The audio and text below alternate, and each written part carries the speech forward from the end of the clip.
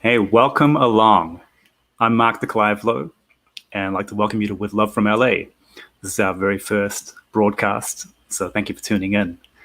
With Love from LA, we're spotlighting our favorite independent LA creators every month, sharing artists who you might not know about yet, and bringing them directly to you through conversations and concerts.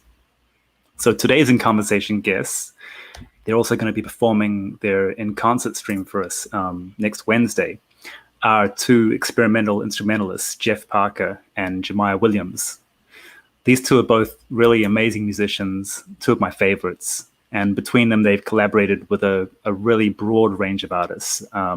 Tortoise, Solange, Moses Sumney, Michelle Andegio-Cello, Jason Moran, plenty more.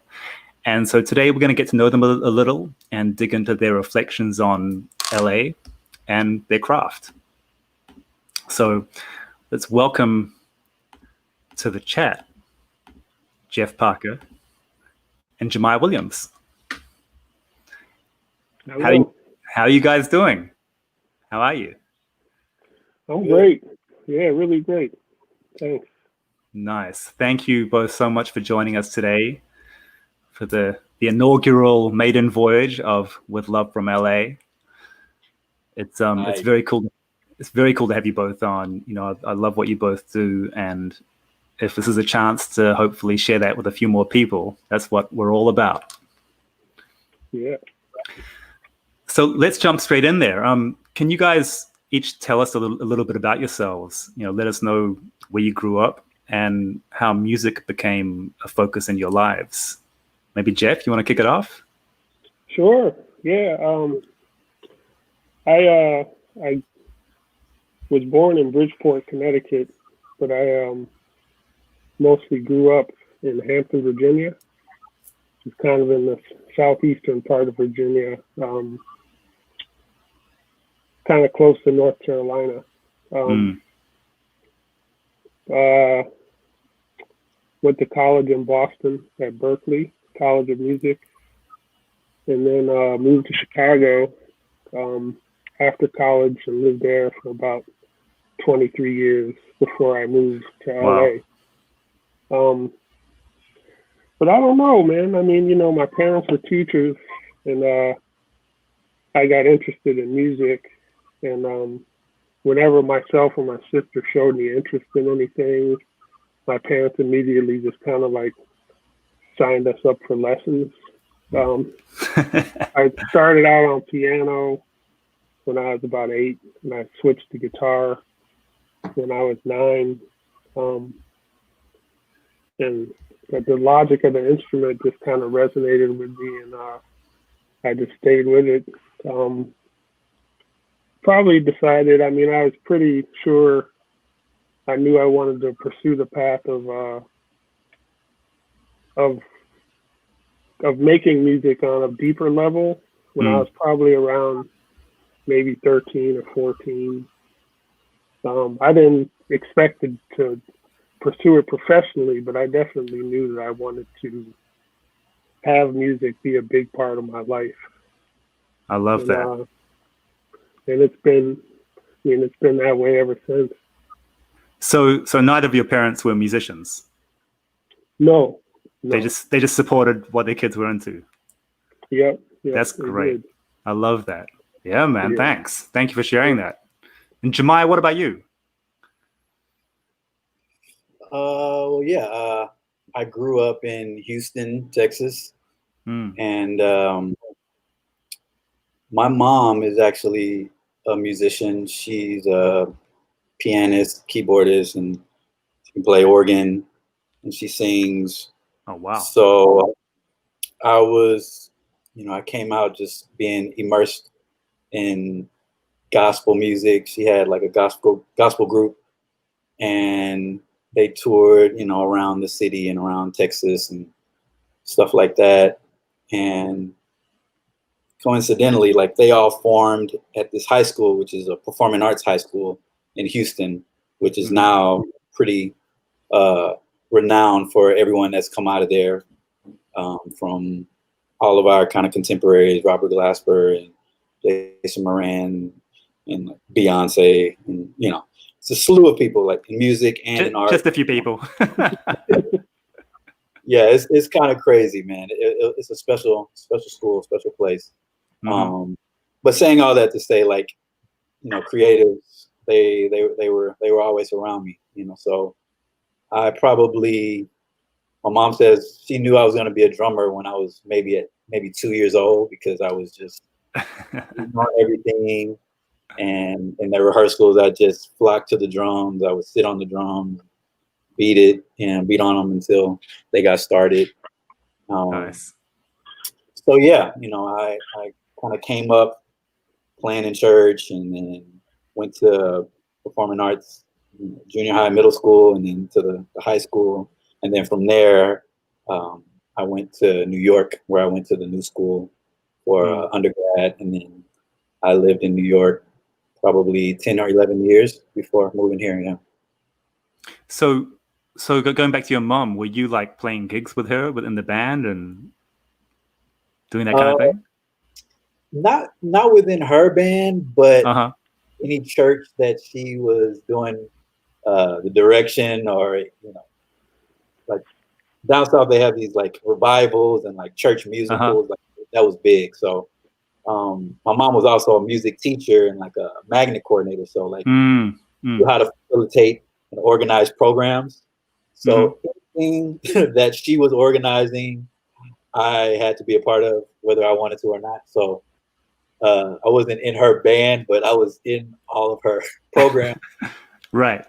So, yeah, she took advantage of having an in-house drummer for sure. Absolutely. Someone to pack down the drum kit as well.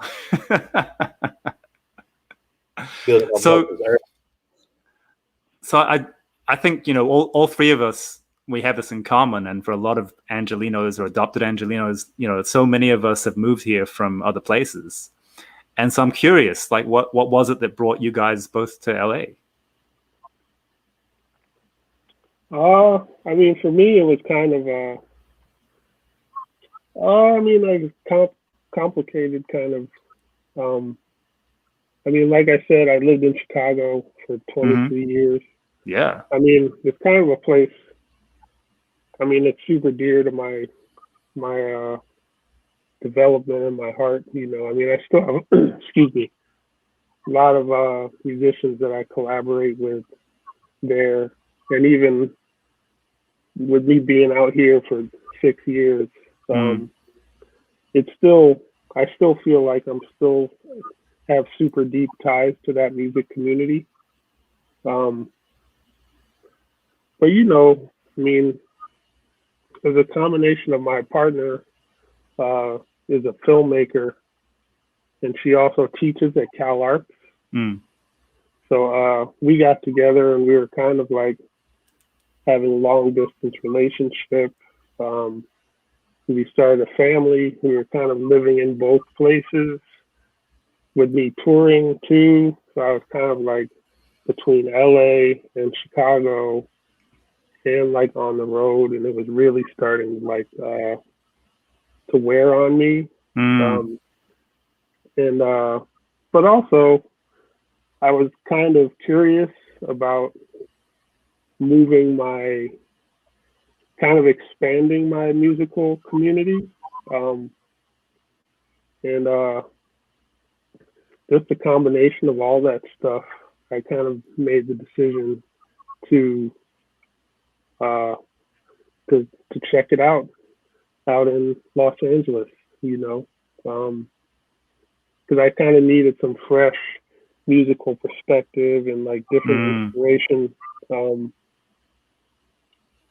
you know, that's kind of the long and short of it for me.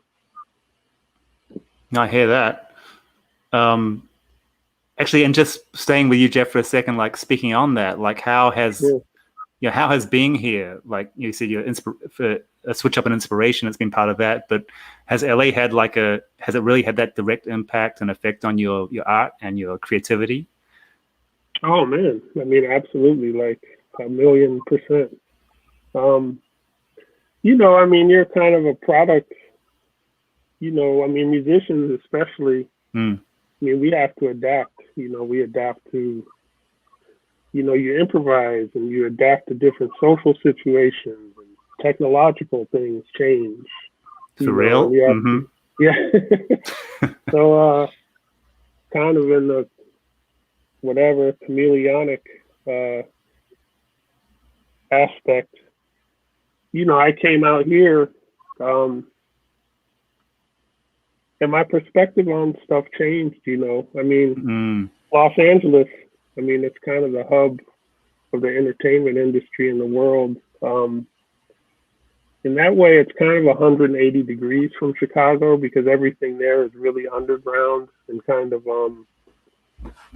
experimental. And here things are more commercially driven and kind of creative in a totally different way. So it kind of made me change up my whole perspective, and like I started to write music differently, and like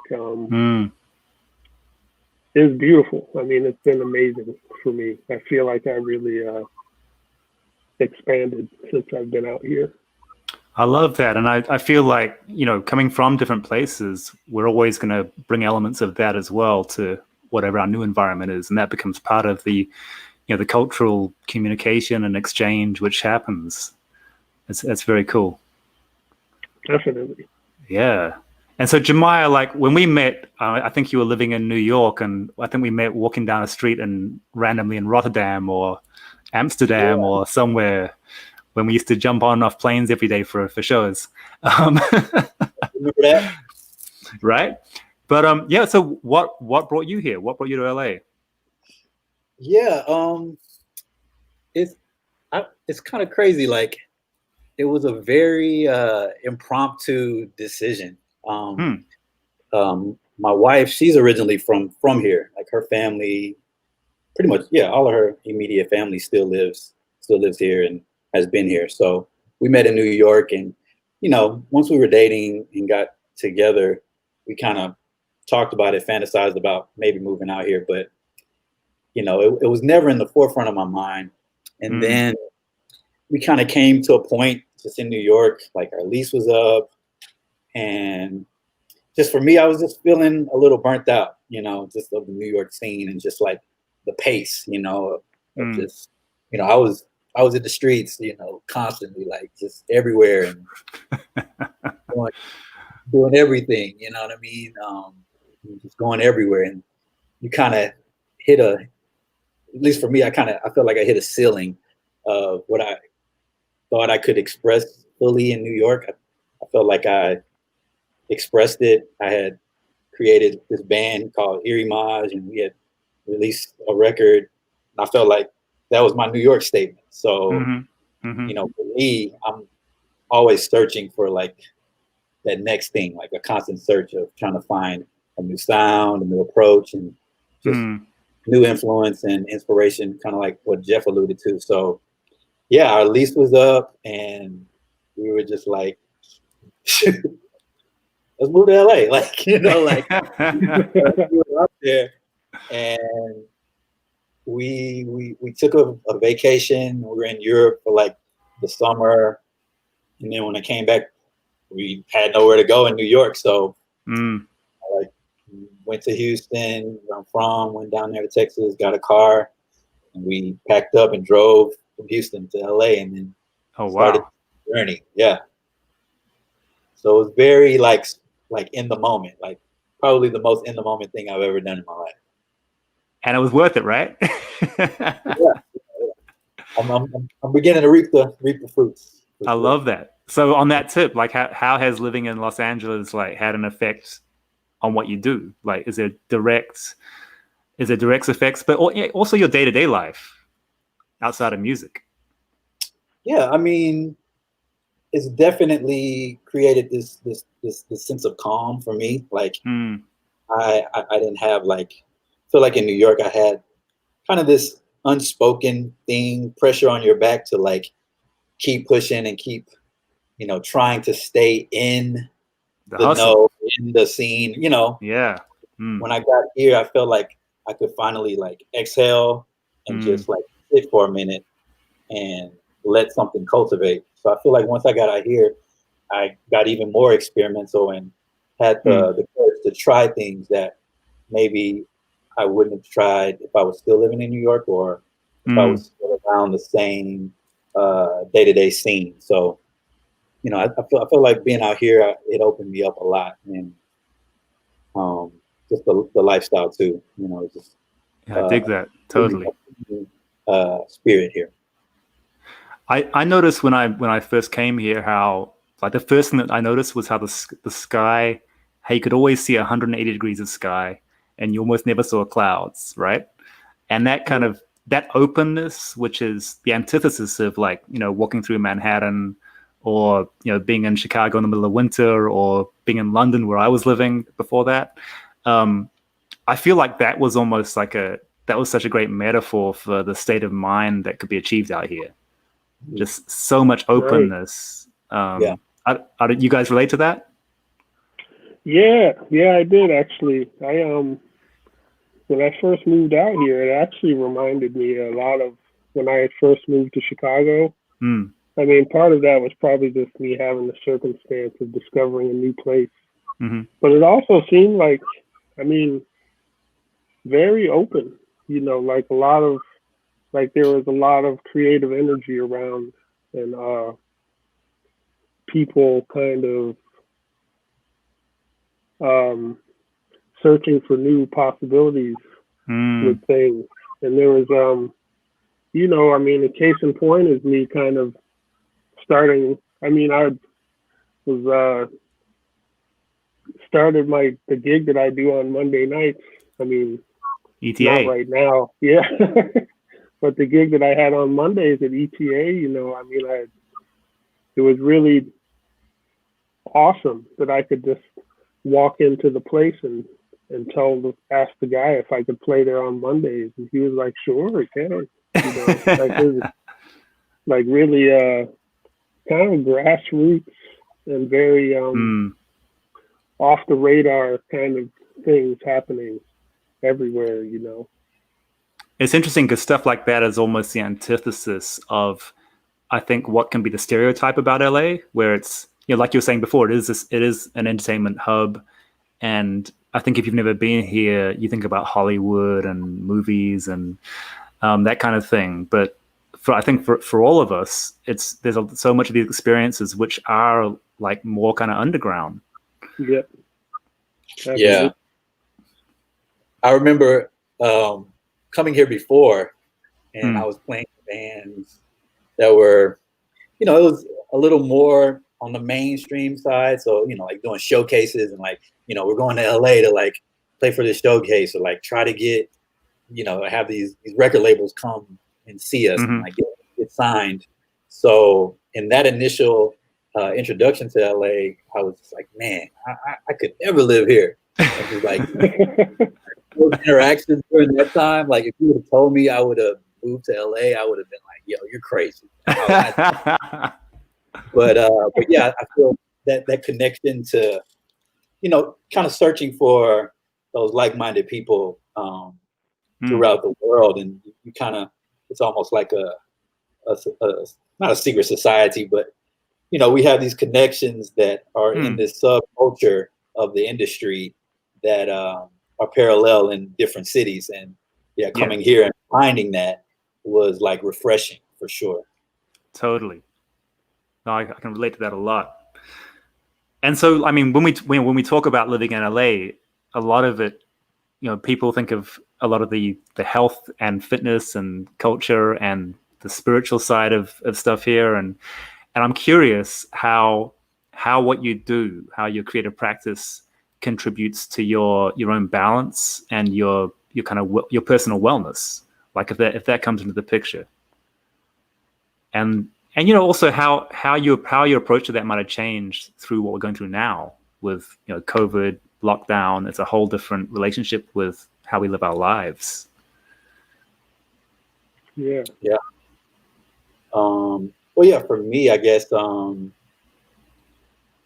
feel like my spirituality is highly reflected in, like, my art and, like, what I'm creating and trying to convey with anything that I'm doing. And then feel like in this period, it's almost been an awakening to just take a step back and like listen for his guidance, for God's guidance. And in this time, like I know at the beginning of the lockdown, like my wife and I, we fasted and like just tried to like cleanse and like get to this place to where, you know, we didn't focus a lot on what was going on and the noise that was going on around us and in the media, so to speak. But yeah, we definitely kind of came closer together, and you know, we're seeking, you know, God's vision and like His direction for, you know, this season, you know, and I feel like I'm always seeking that, but in this time, it's been almost a relief for me to just not have to worry about a lot of other things and just be able to connect with the family and, you know, almost like rebuild that foundation for the home front, you know. Dig it. Yeah, same. I mean, it's kind of for me. It's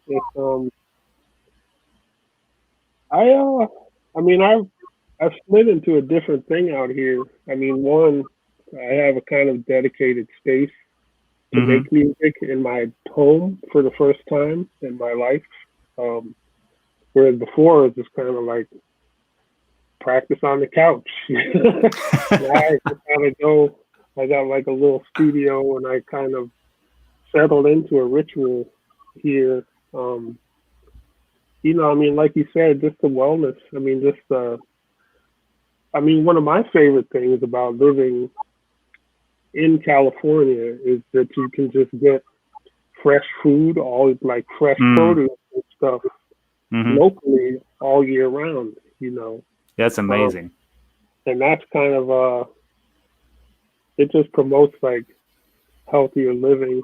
And then, you know, you kind of, you know, we try and, me and my partner try and, you know, we try and eat food that's in season. So, you know, we try and living in a way that's kind of congruent with being responsible about the environment.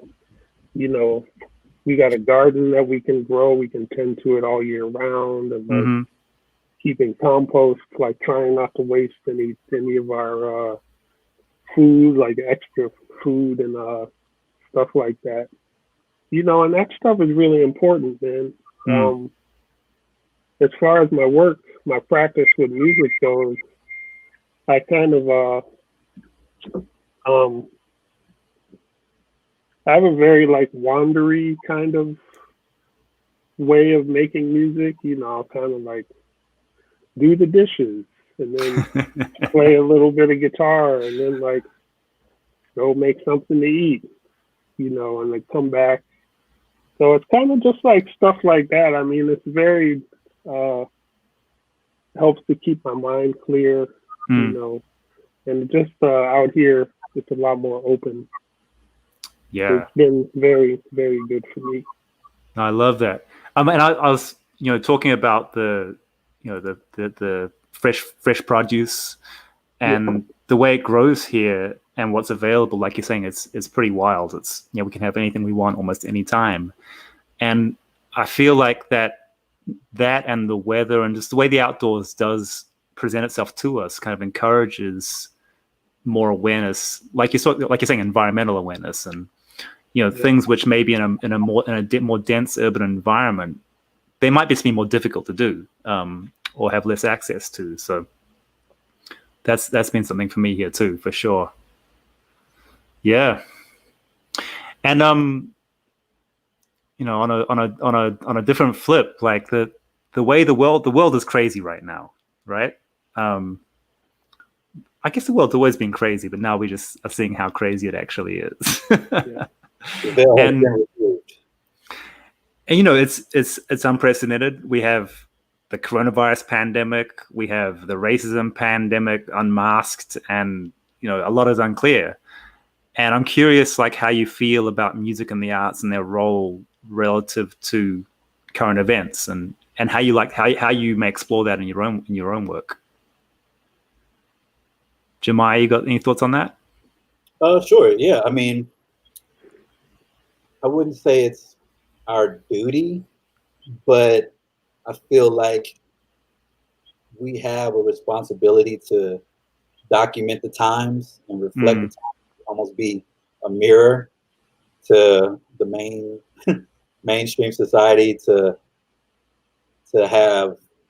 highlight these things in a way that they can, a lot of times, you know, they can, now you can kind of create your own feed to where if you don't want to see something, you don't have to see it.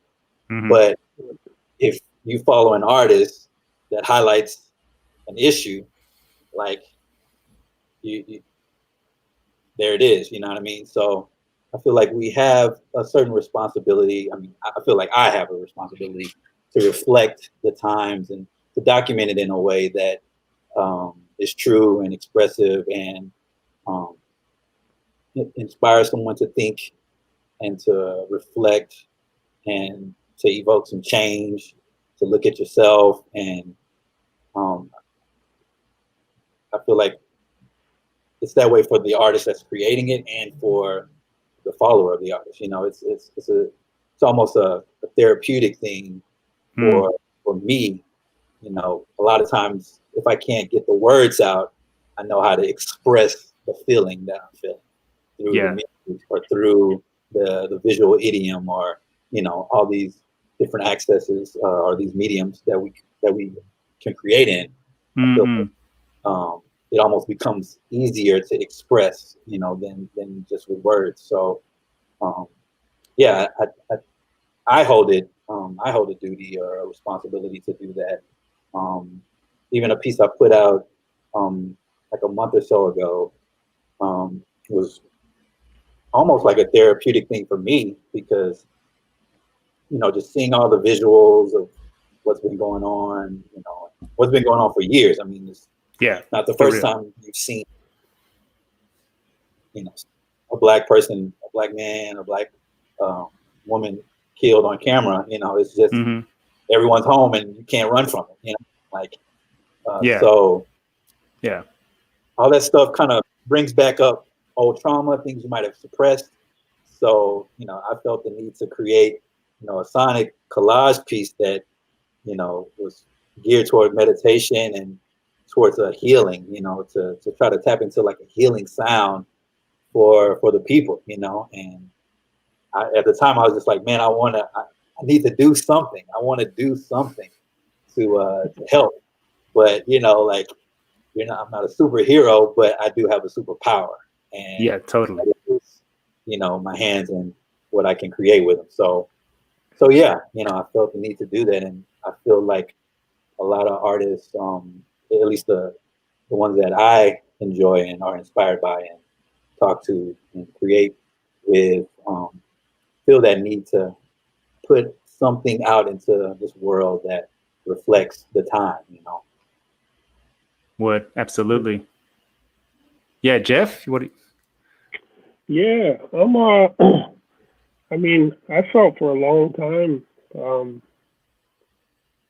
like for years. I mean, decades, maybe at least 10 years, that we were entering a very transitional phase of the way that humans interact. I feel like now it's I mean, it's coming down to, like, you know, I mean, things seem like they're flipping, you know. And I think it's kind of it's up to us to decide which way we want them to flip, you know. I've always, I mean, I consider myself a very progressive person, just in terms of the way that I live.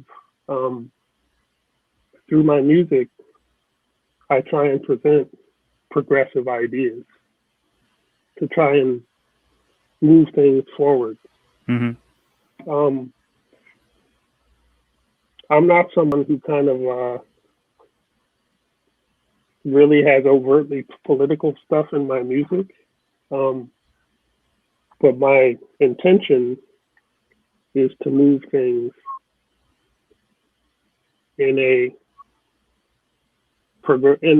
move things forward. Mm-hmm.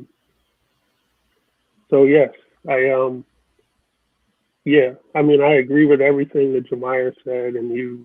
I mean, we all go about it differently, but definitely want to keep things moving Yeah. in right direction for humanity. Yeah. I feel like with both of you guys, you're very, I mean, experimental is the kind of obvious go-to word, but you're very exploratory in what you do and quite individual. You're not necessarily, trying to sound like the session musician. You're searching for your own voice, right, and your own story. And I've always felt like when music serves that function, and it's not, it's not trying to fit into the cookie cutter, it's trying to do its own thing, then that's the perfect opportunity to share with an audience. And Jeff, like you're both saying, it allows the audience to imagine a different possibility. It allows them to realize, oh, things don't have to be this way. I don't have to do things the same way all the time. There are different ways to do this. And for me, that's a whole act of resistance in that as artists. Even if you're not being overtly literally political, the act of doing what you're doing, I think, is subversive in a very proactive socio-political way. And maybe the audience don't even realize that's what's happening most of the time. Right. They're just digging on it, Yeah. Seed, but the seed's been planted, Exactly, right? The seed's been planted. Yeah. Just a spark, It's always a spark. It starts from a spark. Yeah, and if the audience is consuming the same aesthetic all the time, then they become kind of oblivious to what it's representing. Right. So I love that people could walk into the spots you guys would be playing here, like the Blue Whale or ETA, and just hearing something just unlike anything they would have heard before, and just the internal questions that gives rise to is, I think, a really great thing. Yeah. So, I mean, you guys are doing it. It's great. So that kind of makes me think about community, and historically, the arts and live music obviously thrives and depends on community, right? And with everything going on now with coronavirus and not being able to get together and numbers and perform gigs and all that, it's kind of, to me, it's challenging the heart of the idea of community. So with that in mind, I'd like to ask what community means to you. And, there's no right or wrong answers, but do you have any thoughts on how we can maintain it or reimagine it? I think it's already it's redefined for sure. I mean, we're having this conversation, it could be people, 10,000 miles away listening to us talk right now. You play these streaming shows, and your audience is worldwide. I mean, now, so in the technology is advancing, it's all kinds of people working really hard to kind of make, like, confronting the issues of latency, playing online. I mean, it's not, I'm definitely, I feel like, of course, the pandemic is temporary. Eventually the world's going to open back up, and we'll kind of, like, it'll be different, but people will be able to engage together again. But this stuff right now of figuring out how you can really expand your like you can have 20,000 people in like 20,000 different places Right. watching the same thing at the same time. I mean, that's kind of extraordinary, I think. It is totally extraordinary. Yeah. Yeah. I'm sure, you guys have all had those requests where someone hits you up. It's like, hey man, when are you coming to Slovenia to play? Or when are you coming to, to Argentina? And it's always like, well, I'd love to, but I don't know when. But yeah, what technology is allowing now is really incredible. And I feel like we're going to look back on what we have now in like 5 years, 10 years and be like, wow, remember how antiquated that all was back then? Right. Yeah, absolutely. Yeah. And Jamire, what about you? Like when it comes to community and like how you imagine it and how we maintain it? Man, I mean, yeah, like kind of piggybacking off what Jeff said, I think it's all like platforms like this. And I think this is sparking new ideas and like new concepts for like shows and just forums like this. I hope that we don't lose the tangible of like real interaction. But I feel like once we do get back in a space where there's a group of people realizing and interacting with live art, music, there'll be an appreciation for that, like far beyond what it was before. And I think there'll be a sensitivity to the access of it and like the privilege of like being back in like a live space. I think I hope that we don't take that for granted as humans, as humanity. I hope it brings us closer and allows us to be more in the moment. I feel like once we do live shows again, I hope people aren't like putting their phones back up and like videos and streams for however long. Like, let's just be in the moment. Let's go back to just the moment. Like, if you were there, you weren't there. You got to read my memoir. You know what I mean? Like, I hope we get a little bit more of that. But but yeah, we'll see, right? We'll see. That's my dream. But I hope there's a bigger sense of appreciation for it. Once we all are in a space together again. I was seeing in like friends doing shows in New Zealand, and they've just gone back into lockdown again, and hopefully they knock that out. But they did go back to normal over the last 3 months, and every gig, like you could really see like people posting on socials and that you could see just the absolute joy of sharing spaces, and whether it was concerts or DJ parties, whatever it might be. And then at the same time, almost every gig was streamed as well. And that's something which we didn't do before, right? It's some venues might have it set up, but also I think a lot of musicians in venues haven't been too into the idea of it. And going forward, that's kind of interesting too, where like you might be playing in LA or New York or Paris, but the idea that that can also be shared around the world is very powerful. Yeah. So speaking of playing, next week you guys are returning and you're gonna be sharing your in-concert live stream with us. So can you share a little about what you have in store?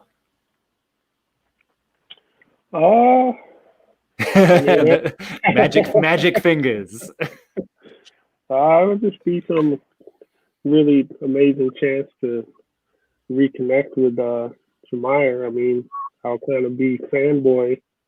He's kind of one of my favorite musicians on the planet, and it'll be awesome to just kind of get together and vibe out with him. Playing, it'll be the first time I've played with anyone in the same space. other than my son, since March. Isn't that crazy? So, I'm really looking forward to it. Well, we are too. Absolutely, yeah. Likewise. Jamire, you adding anything in there? You throwing anything in the mix? I mean, you know, I like. I really like to play duo and strip down, minimal. I'm turning into a minimalist, or I've turned into a minimalist, but I like the idea of, you know, playing duo. And me and Jeff, you know, I'm in the New Breed in his band, and it's fun to just interact in that configuration, just duo, and the openness, you know, of like that possibility when it's, you know, that type of that minimal configuration always like lends your ear to listen more and to be open to the possibilities. So and expect some nice vibes.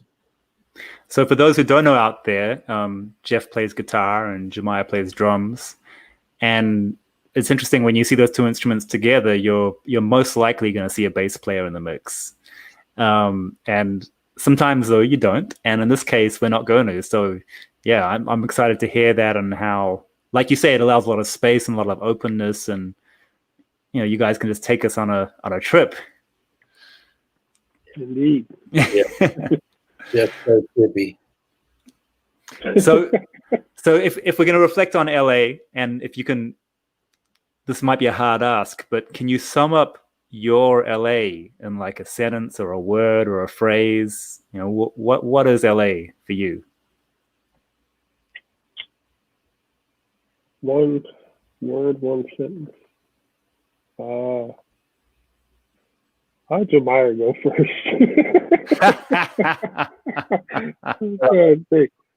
I mean, I guess for me, I mean, I said it earlier, but like freeing, like that word, like almost, yeah, just freeing, you know. It's been just a time and a season in my life that I feel like I let go of a lot of things and was introduced to a lot of things, and all of that has led to a freeing in the way I approach music and art and life, you know. So yeah, freeing for me. Yeah, I love that. For me, I guess I would have to say chill. Chill. All right. Okay. I'm so relaxed out here, you know, moving from a pretty intense urban environment. I mean, Chicago's a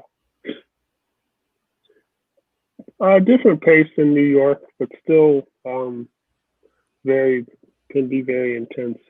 But out here, you know, I'd be chilling out here, man. It's awesome. I hear that in your sounds, man, and it's beautiful.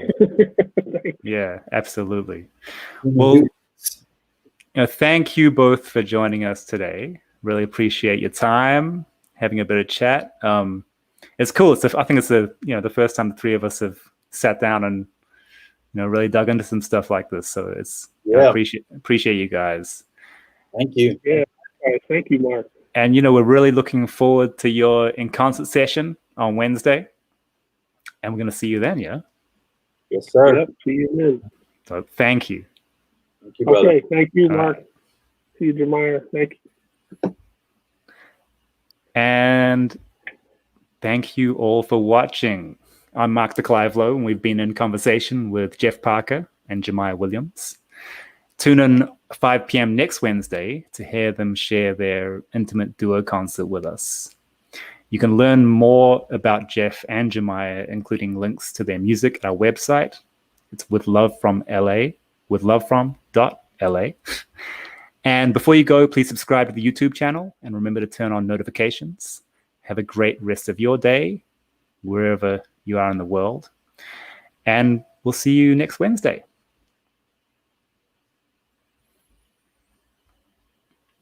With Love from LA is made possible with the generous support of the City of Glendale Arts and Culture Commission. Peace.